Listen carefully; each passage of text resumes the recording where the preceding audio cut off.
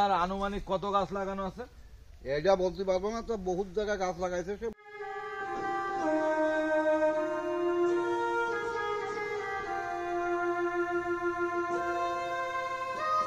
আসসালামু আলাইকুম। বলছে যে ফটিক নামে যে নামটা বা এই যে যাত্রী ছানুটা, এনার কাহিনী কি, মানে এত নাম দশ কেন? এমনি ছোটবেলার দিকে আপনার এই গাছ গাছরা লাগাই বেড়াচ্ছ, বাবার আর্থিক সম্পত্তি ভালো ছিল। এই যে এই সব তাল গাছটা তাল লাগানো। হ্যাঁ, কাজে লাগাই। ও, তো এই জায়গার ঠিকানা কি?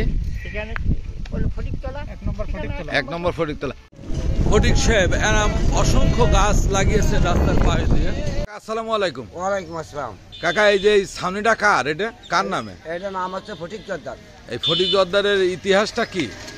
ইতিহাসে যে গাছপালা লাগাইছে, দুই জায়গায় দুটো ঘর করেছে। গাছপ্রেমিক সাদা মনের মানুষ ফটিক জর্দারের বাড়ির উদ্দেশ্যে রওনা। ওয়ালাইকুম আসসালাম। কাকা, এই যে এখানে যে ফটিক নামে যে লোকের কথা শুনলাম, ওনার বাড়ি কি এখানে? এখানে এই গ্রামের নাম কি? পদ্মনগর। পদ্মনগর। এটা কোন থানা? এটা শোলকুপা থানা। শোলকুপা থানা, ঝিনেদার মধ্যে। ঝিনেদার। এই গাছগুলি, এই বাঁশগুলি সব ফটিক জর্দার। ফটিক জর্দারের। ওনার আনুমানিক কত গাছ লাগানো আছে? এটা বলতে পারবো না, তো বহুত জায়গায় গাছ লাগাইছে সে। বহুত জায়গায় ওই ব্যাঙা বেগল টেরল স্কুল কলেজে সমস্ত জায়গা, অনেক জায়গায় গাছ। ওনার পেশা কি ছিল? ওনার পেশা কৃষকের চাষবাস করতো, পরে আইসে গাছ গাছালি লাগানো। ওনার এই গাছ গাছালি লাগানো অর্থ কিভাবে আসতো? অর্থ সে অনেক নার্সারির সাথে তার যোগাযোগ ছিল। হ্যাঁ, নার্সারির সাথে যোগাযোগ ছিল, আমরা সম্মিলিত পাবো কিছু। সম্মিলিত হয়ে গেল। উনি কি এমনি টাকা পয়সা বেশি ছিল তার? না না, মন ছিল না? মন ছিল। তো উনি নিঃসন্দেহে ভালো মানুষ ছিলেন না? নিঃসন্দেহে ভালো মানুষ ছিলেন। তা আপনার নাম? আমার নাম কবির জর্দার। কবি। আপনার? মোহাম্মদ শওকত। শওকত। আপনার? আমার নাম সফর মিস। আমি আসতে পথে দেখলাম ওনার নামে দুইটা হচ্ছে গিয়ে গোল চত্বর করা, 1 নম্বর আর 2 নম্বর। এই জন্য ভাবলাম তাহলে এই বাড়িটা ওনার, তাই না? তার নাম উল্টানোর জন্য যথেষ্ট চেষ্টা পাইছে মানুষে, কিন্তু পারেনি। তার নাম উল্টানোর কারণ কি? কারণ এখন তার নাম হয়ে যাচ্ছে যে এনে ভালো ভালো শক্তিশালী লোক ছিল, তারা আসছে 4 রাস্তার মোড় দিয়ে জন্য চেষ্টা করছে, কিন্তু পারে নাই।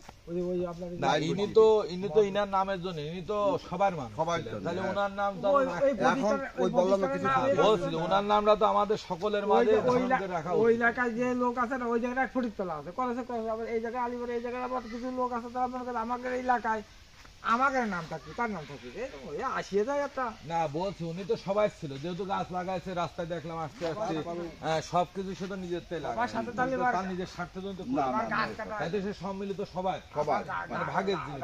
গাছ কাটা দিয়ে তার নামে কেস হয়ে গেছে, সব এলাকায় সব কথা নিয়ে মানে লাস্ট ফিনিশিং সে মানবমান হয়ে গেছে। ওরা কিছু করতে পারিনি, করতে পারিনি, কিন্তু না মানে মানবমান হয়ে গেছে। ভালো মানুষেরও অনেক সমস্যা। তাহলে আপনারা ভালো থাকবেন সবাই। খুদা হাফেজ। অবশেষে পৌঁছে গেলাম 2008 সালে সাদা মনের খেতাব অর্জনকারী বৃক্ষপ্রেমিক ফটিক জর্দারের বাসভবনে। এখানে এসে দেখে মনে হলো আমরা যেন একটি গাছ বাড়ির মধ্যে প্রবেশ করে ফেলেছি। আমি চেষ্টা করব এই ফটিক জর্দার সাহেবের সন্তানের কাছ থেকে তার জীবনের ঘটে যাওয়া বিভিন্ন বিষয় তুলে ধরার জন্য। আসসালামু আলাইকুম। ওয়ালাইকুম। বলছি যে ফটিক জর্দার আপনার কি হয়? আমার আব্বা। আপনার আব্বা।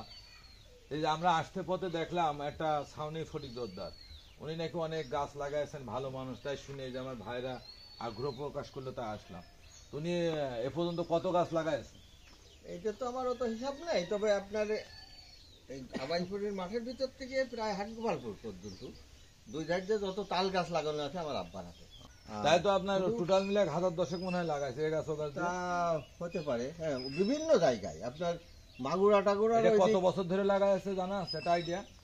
তার জীবনে অন্তত 60 বছরের পর একটাই ধরেন 100 বছর পর্যন্ত বেঁচে গেছে। আব্বা মরা 40 বছর পর্যন্ত ফিরাই লাগাইছে। আপনার বাড়িতে কি অনেক ধরনের গাছ আছে শুনতে পেরেছি? হ্যাঁ, আমার বাড়িতে কত রকম গাছ আছে একটা আইডিয়া? 50 রকমের। 50 রকম আছে না? 50ই বেশি তো মনে হচ্ছে। তোমার গুণা নেই। তাহলে আপনার নাম কি? আমার নাম মিলন জর্দার। মিলন জর্দার। আপনি কি, আপনারা কয় ভাই? আমরা 2 ভাই, বোন? 3টে বোন। 3টে বোন। আমার আপনারা সবাই বেঁচে আছেন? আপনারা? হ্যাঁ। আপনার বাপের পেশা ছিল কি? আব্বার চাষবাসই ছিল, কিন্তু চাষ উনি করতেন না। জমি টমি সবই আগে বারগা দিয়ে। জমাদি কি অনেক ছিল? জমাদি মোটামুটি ভালো ছিল। সমাজসেবক আব্বার দুমা জাতি যা তাহলে ছিল এই যে আপনার গাছপালাগুলো লাগাইতে অর্থটা কোথায় পেতেন? অর্থ আপনার আমার বাঁশ বাগান ছিল, বাঁশ বিক্রি করতো, ওই গাছ ছিল অনেক মেহগনি। আব্বা যা করে গেছে আমি নিজেই ঠিক মতো এগুলো রক্ষণাবেক্ষণা করতে পারি, ওই গোল ঘরটা 1 নম্বরে নষ্ট হয়ে যাচ্ছে। বাপের স্মৃতি যা পরিচর্যা না করতে পারে আপনার আমার কষ্ট লাগে, বলে মসজিদ কিন্তু করে আপনার গেলে 1 ওগুলো নম্বরে। ভোগ করতে ইচ্ছা করে না, না আমি না ভোগ ফিরে করবো পাই না, আমার না না বাপের, না না, এগুলো এগুলো তো রক্ষণ নাই। আমি আব্বা মারা যাবার পরে লোকজন নিয়ে আপনার বগুড়া মাঠের ভিতরতে আওদাকমন পর্যন্ত অন্তত 3-4 কিলো তাল গাছ ভ্যান ভেড়ে নিয়ে যেয়ে লাগাইছি। আপনার বেশি ইচ্ছা রাতে আছে পাইনি। নাকি বা আপনার আদর্শের মধ্যে চলা? এখন আমার আব্বার সঙ্গে যারা বাড়াইছে এখন আমার বলে যে তুমি না একটু তারা যত্ন যায় নাও। বলুক, মানে আপনার ভিতরে কি করে, ভিতরে আমার একটু আশা আছে। কি করেন আপনি? আমি চাষবাস একটু অল্প আছে, 1-2 মতন জমি আবাদ করি, আর গরু টরু পালি, আর আমার ছোটখাটো একটা ব্যবসা আছে ওই রাধানগর বাজারে। আমার 3-4 এই যে আপনার বাপের এলাকার মানুষ যে সম্মান শ্রদ্ধা করে তা কেমন লাগে আপনার? হিংসা না লাগে? ভালো আব্বার তো কথা শুনলে আমি বাইরে যাইও বলি আমাকে গৌরব লাগে? বোধ এই যে করি। দুজন কিন্তু খুব সম্মানীয় মানুষ, বুঝেছেন? তা তো 3 জন, বুঝতে পারছি। হ্যাঁ, সরকারি কর্মকর্তা, তারা কিন্তু সম্মানীয়। শুধু আপনার বাপের এই কর্ম শুনে এখানে আসছে। না, আমার তো খুব ভালো লাগে। তাহলে এই জায়গাটা আসার মূল ঠিকানা গ্রামের নাম পদ্মনগর, পদ্মনগর। থানা শৈলকুপা, ইউনিয়ন? জেলা ঝিনাইদহ, ইউনিয়ন আবাইপুর। আবাইপুর। শুনলাম যে অনেক গাছ বাড়িতে রোপণ করে থুয়ে গেল, তা সেইভাবে তো গাছগুলো মনে হয় নষ্ট হয়ে গেছে না? আমার গাছ অনেক নষ্ট হয়েছে, এগুলো ওষুধি গাছ ছিল। রক্ষণাবেক্ষণ করেননি? না আমি ভালো সময় পাইনি। আমার পাননি মানে না ইচ্ছা করে সপ্তাহে- কেটে কেটে দিয়ে জায়গা ফাঁকা করে না না দিয়েছেন? তা করি নেই, এইসব গাছ টাছ গুলো তো আছেই। না আমরা তা তো করি না। সন্তানরা এগুলো খুব পারি, না যে বাপের ঠ্যাং কেটে নিতে পারলে ভালো লাগে। না না এই ধরনের তো কোনো না। তাহলে এই যে যে গাছগুলো লাগে ঠিক আছে, ওই যে সেগুলো ক্ষতি ঔষধি করলেন কেন? গাছগুলো আমি রক্ষা করতে পারি না, যেমন এগুলো কত ক্ষতি বউ। করলেন কেন? তার স্মৃতি ক্ষতি করে কিভাবে নষ্ট হয়ে গেল ওগুলো কাইটে না দিলে তো balance নষ্ট হয়। পলি- শুনলাম যে আপনি কাইটে না না কাটি নেই, ওই যে আপনার ছোটমূল গাছ ওর শিকড়টি করে নাকি অনেক উপকার। হ্যাঁ আমি শুনলাম যে এখানে না, প্রায় সে অনেক কাটা গাছ লাগে ছিল, না। কিন্তু আপনি কথা 50টা রকম গাছ আছে, আর গাছগুলো তো আপনি না, জায়গা বের ও করে অনেক কেটে গাছ ফেলেন। ছিল। তারপর আপনার যে উলট কমল গাছ টাছ ওই যে ছিল ওইগুলো লোকের নীতি আছে, মহাসমুদ্রের পাতা ব্যথা না- বাপের আদর্শ ধারণ করেন না সম্পদ ধারণ করেন? আমি আব্বার আদর্শ পালন করি। সুন্দর সুন্দর দামি দামি গাছ ছিল শুনলাম, যা পাওয়া কষ্ট। দামি বলতে হয় আপনারা তো দেখেছেন না? আমি পথে থেকে শুনেছি যে এখানে খুব মূল্যবান গাছ, মানে ওই যে দামি বলতে যেটা সচরাচর পাওয়া যায় না, এই গাছ এনে বাড়িতে বুঝায় না। হ্যাঁ, তো সেই গাছগুলো আপনারা এই যে নষ্ট করে ফেলেছেন, আবার বলছেন ধারণ করেন। আপনি কি মনে করেন এগুলো ভালো করছে? মানে এমনি যে মানুষটা অন্য জায়গা জমিতে সে প্রচুর বৃক্ষরোপণ করে গেছে, যার জন্য হয়তো সারা পৃথিবীর মানুষ, বিশ্বের মানুষ তার কথা স্মরণ রাখবে। আর তার বাড়িতে যে গাছগুলো ছিল এগুলো অন্তত পক্ষে রক্ষা করা ভালো ছিল না? মন্দ ছিল? কিন্তু সেই সময় এখন ইন্টারমিডিয়েট পড়ি তখন থেকে আমি সংসার ডাতে দিচ্ছি, আজকে 42 বছর আগে। ও, মানে আপনি সংসার চালাচ্ছেন যার না, জন্য- সে হ্যাঁ, ওইভাবেই সে মানব কল্যাণে অনেক বেড়ে- সময় পাইছে। মানব যার- কল্যাণ এগুলো করে। আমার লেখাপড়া আমি কিন্তু একেবারে ছাত্র হিসেবে খারাপ ছিলাম না, বুঝলেন, কিন্তু আব্বা ওই যে ওইসব কর্মকাণ্ড শৈলকুপার করতে- মানুষ সবাই লেখাপড়া ভালো, এটা আমরা এখন আপনার বয়স কত হবে এখন? আমার প্রায় 60 হয়ে গেল। 60। আপনার বাবা মারা গেল কত বছর বয়সে? আব্বা তা 100 বছর 100 বছর। উনি চলতে পারতেন? হ্যাঁ হ্যাঁ, মৃত্যুর আগ মুহূর্ত? আব্বা মরার দিন যেদিন উনি মারা গেলেন, হ্যাঁ হ্যাঁ 90 বছর বয়সে সে সাইকেল বাইসাইকেল চালাইতো? হ্যাঁ হ্যাঁ, আব্বার আমি আপনার তো 60 বছরও মনে হচ্ছে আপনি চলে যাবেন। আমি আব্বার চোখ অপারেশন করে নিয়ে এলাম 90 বছরের পরে যাইয়ে। তারপরে বললাম যে আব্বা আপনি আর সাইকেলটা চালাবেন না, হ্যাঁ সাইকেল চালাবেন না। তা করে না, অসুবিধা নাই। আব্বার 80 বছর বয়সে যখন পোস্টেড গ্ল্যান্ড অপারেশন করলাম যশোর থেকে, অনেকদিন যশোর থাকার পরে আব্বার বললাম যে আব্বা আপনার যশোর থেকে একটা লাঠি কিনে নিয়ে যায়, কে আপনার তো এরপরে লাঠি বাদ দিয়ে বেড়াতে হবে।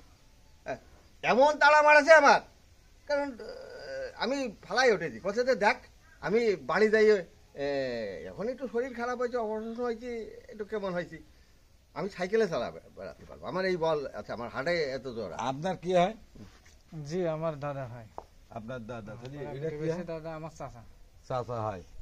তা আপনি তো দেখেছেন আপনার দাদার আমি মানসিকতা বা মন কেমন ছিল? হ্যাঁ আমি দেখেছি যখন তাল গাছ রোপণ হয় সেই তাল গাছের বীজটা কুড়ানোর দায়িত্ব ছিল আমার। আচ্ছা আচ্ছা। তা আমরা সাথে করে, আমি তখন খুবই ছোট, 3, 4, 5-এ পড়ি, তো তখন তার সাথে যাই ওই তালের ঋষি সাহায্য করা, ভ্যানে যাওয়া। তা আপনার দাদার ওই মানে ওই পেশাটা আপনার কাছে কি এখন কি মনে হয়? হ্যাঁ মহৎ পেশা, তিনি একজন সাদা মনের, 2008 সালে সাদা মনের মানুষ যে নির্বাচিত হয়। তো এটা নিয়ে আপনার মধ্যে কি কোনো হ্যাঁ, আগ্রহ, আমাদের কৌতূহল, আমার শুধু আমাদের অনুপ্রেরণা? না, আমাদের এলাকার গর্ব। আমরা তো অনেক গর্বিত হয়েছে। তা আপনার মধ্যে কি জাগ্রত হয় না যে এই গাছগুলো দাদার মতো করে লালন পালন করি, প্রকৃতিকে রক্ষা হ্যাঁ, করি, তা হয়, স্রষ্টার সৃষ্টি, তা হ্যাঁ? হয়। হয়, করেন এগুলো? মাঝে মধ্যে আমরা যতটুকু পারেন করেন এটা। হ্যাঁ। যতটুকু এ পর্যন্ত শুনতে শুনতে আসলাম, সে বাপ আপনার হতে পারে, কিন্তু তার সন্তান অসংখ্য লালন পালন হয়ে গেছে বৃক্ষর মাধ্যমে। বুঝতে পেরেছেন কথা? খালি আপনি এই যে 4 জন বললেন, 4 জন না, সারা পৃথিবীতে তার নাম দশ, সব জায়গায় এই আস্তে আস্তে তার সন্তানকে দেখতে পেলাম না ভাই, সারা রাস্তা দিয়ে। মানুষ বেঁচে থাকে কর্মের মধ্যে, মানুষ মরে না। আমরাও একটা পথিক, কিন্তু তা আপনার বাপ আমরা দেখিনি, তার আদর্শ তার চেতনায় আমাদের নিয়ে এসেছে এখানে, তাহলে আমরাও তার একটা সন্তান। আপনারা বুঝতে পারছেন না হয়তো যে সে কি ছিল, তার নিজের জন্য যদি করতো আজকে কোটি কোটি টাকার মালিক সে হতো। সে তো আব্বা, দেশে জাতির সব করে গেছে দেশের মানুষের জন্য। আব্বা নিজে মাঠের থেকে জমি পর্যন্ত বিক্রি করে, হ্যাঁ, যাই হোক, তার সম্পত্তি সবাই তো ভালো বিক্রি করে থাকবেন। দেয়। আমরা যতটুকু জানতে পারলাম, একজন সাদা মনের মানুষ আমার নিজ জেলা ঝিনাইদহে জানা ছিল না। এটা শুধুমাত্র ভাইয়ের অনুপ্রেরণায় বেশি এখানে আসতে পারা, নাইতো হয়তো আসতে পারতাম না ঘুরতে ঘুরতে। তা আপনারা আসবেন আর প্রকৃতিকে রক্ষা করবেন, ধ্বংস নয়। একটা প্রকৃতি গাছপালা মানুষকে যা দিতে পারে নিঃস্বার্থভাবে পৃথিবীর আর কেউ পারে না। ছায়া বৃক্ষ সব কাজে লাগে, ছায়া দেয়, বাড়ি ঘর ধরে আসবাবপত্র দেয়, পরিশেষ জ্বালানি হিসেবেও সে মৃত্যুটাও জ্বালানি হিসেবেও আমাদের উপকার করলেন বয়ে যায়, যার কেউ আনে না, কোনো মানুষ পারে না এগুলো করতে। তাই আসুন আমরা সবাই, যদি জায়গা থাকে না থাকুক, পরে জায়গায় একটা করে গাছ বছরে লাগানোর চেষ্টা করি। ধন্যবাদ সবাইকে। আমি